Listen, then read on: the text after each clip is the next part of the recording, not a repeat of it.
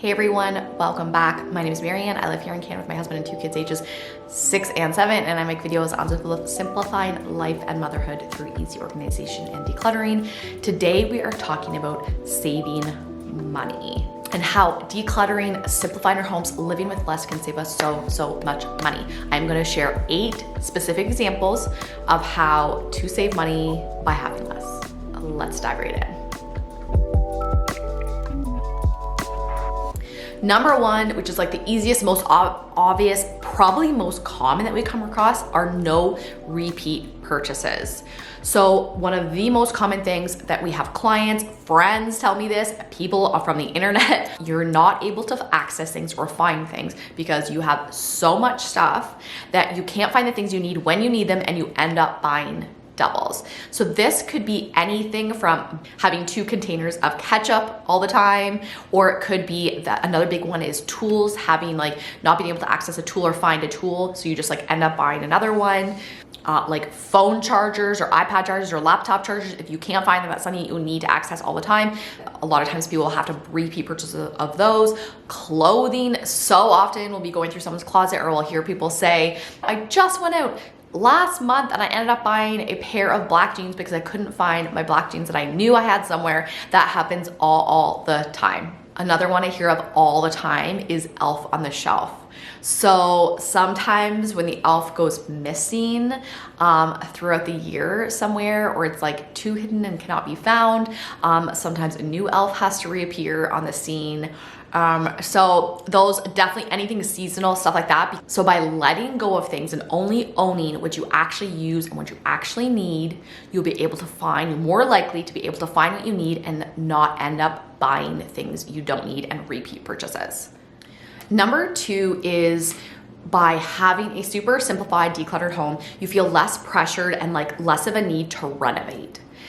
We hear all the time from people, my kitchen's not big enough, my laundry room's not big enough, my house isn't big enough. But a lot of times, more often than not, it's just a matter of letting go of the things we're not using and we don't really need to hang on to, so that we have room and we have space to efficiently and functionally store the things that we are using. I just saw a quote kind of around this from Joshua Becker.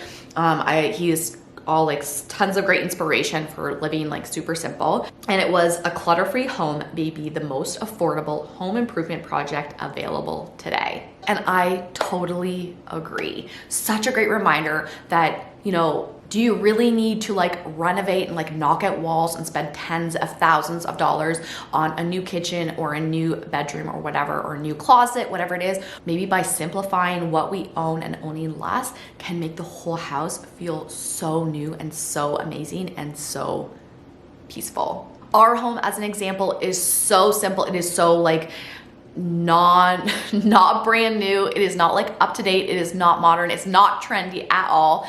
But because it's so simplified and so clutter free, that honestly, I rarely ever feel oh, this looks bad, or I wish I had knew this, or I wish I had knew that, or I wish we had a bigger this or a bigger that, because it feels so peaceful and relaxing to be in the home. And I can't wait to be here, that I feel a lot less pressure to renovate and spend, thousands and thousands of dollars renovating our house.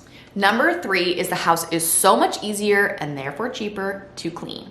So if you, for example, need to hire a cleaner and you have a cleaner that comes in and cleans your house, I can guarantee you that if it is cluttered and they're constantly moving stuff or having to tidy before they clean, or having to clean around things, it takes them way longer and therefore costs you more to clean your home. So if you have a cleaner, simply by getting rid of stuff, they are gonna be so much more efficient. Secondly, maybe you have a cleaner, but maybe if your house was more simplified and had less clutter, it might be something that cleaning would become so quick and efficient that might be something that you or a family member might be able to do on your own, and therefore save you money from hiring a cleaner. Or if you do your own cleaning, it is going to be so much quicker and easier to do it, and that leaves you so much time to go do other things, work more if you want to, spend more time with your family, or do whatever you want. Number 4 is less waste. So an obvious one for this, again, is the kitchen. Because when you have a fridge, for example, that is just shoved full of things, and there's leftovers in the back from last Thursday, and then there's a pineapple you totally forgot about in the top corner, and inevitably when that happens, no one can keep up with that. There is no way that you'll be able to manage all of those items. So by having less in there, there's gonna be less waste. You're gonna throw out less food. Inevitably, it will definitely happen. Things aren't gonna become freezer burnt. They're not gonna expire in your pantry. Cookies aren't gonna go stale because you forgot about them. Those things won't happen, or they won't happen as frequently if you are mindful about what you keep and what you have, and by letting certain items go that you know you're never going to eat or use, it's going to make managing what you own so much easier and more cost effective. Another easy example is a medicine cabinet. So often I hear from people where in their medicine cabinet, you know, it's become so overrun. There's repeats, like I mentioned earlier, or just items that they bought, totally forgot you owned, have expired. Maybe it's vitamins or any kind of kids medicines that have expired and then end up just going in the garbage. So many opportunities to save money by wasting and throwing out less.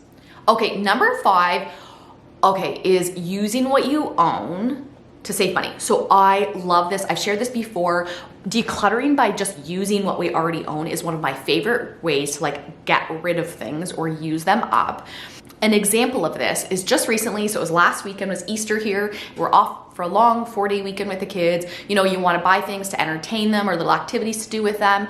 And so this is an example where I knew we had a little craft kit that was given to us by a friend that I know I could either use, so therefore I no longer had to store it, and it gave us an activity to do with the kids, and it saved me money from buying a new activity to do with the kids. So it was just like a little paint, these little, you know, they see them everywhere, they're little plastic, I think they're just from the dollar store, but it's like a little paint thing that they, supposed to be like a kid's stained glass, obviously, but it's plastic, and you just hang them on the window. So the kids did that. They had a great time. It came with little paints to do with it, and we hung them on our windows, so it decorated. It was festive. It was something to do. So, and I no longer have to store that. It's not something I have to keep track of until next Easter. Another example are books. So if you have an entire shelf full of books that you haven't read, and on Saturday morning you're like, oh, I'm gonna go to the bookstore on Saturday morning and go shopping, and you're gonna buy like a new book to cuddle up with on the couch. Instead, save your $20 or $30, open up your shelf or go to your shelf and think, okay, is there a book I am going to use?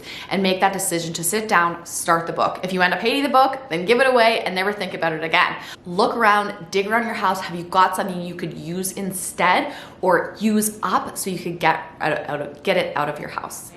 Number 6 is about the kitchen, and it is when you have a decluttered, simplified kitchen, you are 100% going to make more food at home.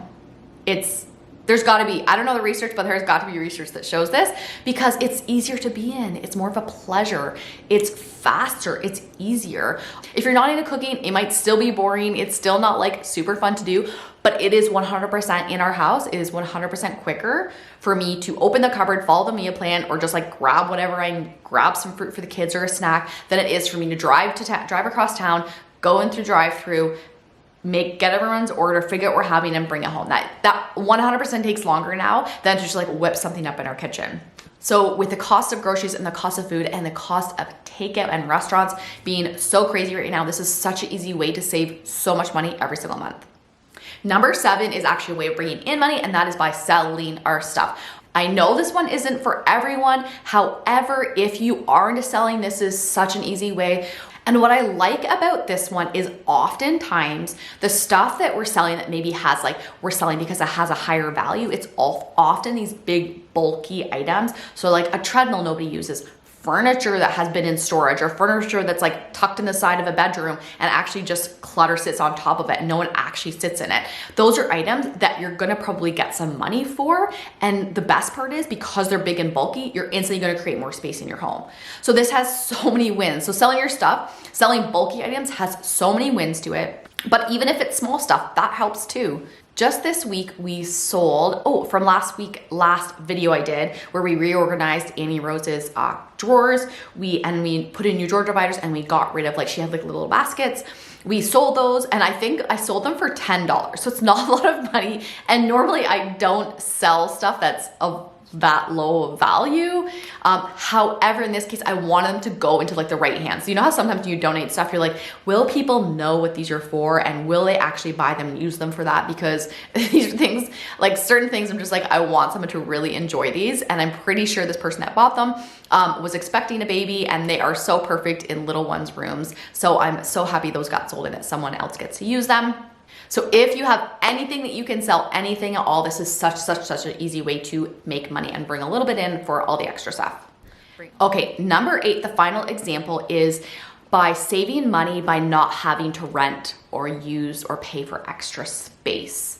So if you are paying to use space outside of your home for extra storage or a workspace or a gym space, that may be something that you can save money on every month if your existing home could be decluttered or simplified to the point where you have a room for that. An obvious example is renting a storage unit. And in some cases, I think this is great. I think they have a lot of benefit for temporary situations.